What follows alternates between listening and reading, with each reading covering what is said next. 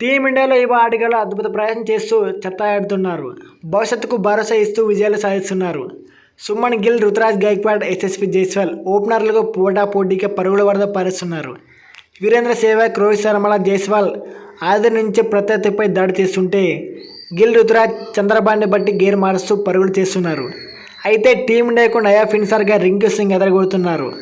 ఆఖరిలో అసాధ్యమైన పరుగులు చేయాల్సిన స్థితిలో కూడా ధోనీలో ప్రశాంతంగా ఉంటూ జట్టును విజయ తీరాలకు చేర్చుతున్నాడు.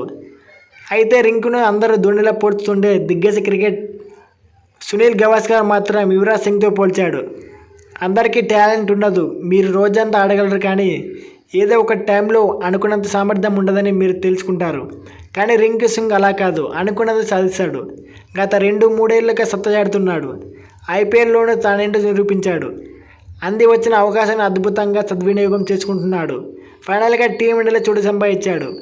ఇప్పుడు అతనిపై భారీ అంచనాలు ఉన్నాయి. అతనికి మరో యువరాజ్ సింగ్లా అందరూ భావిస్తున్నారు.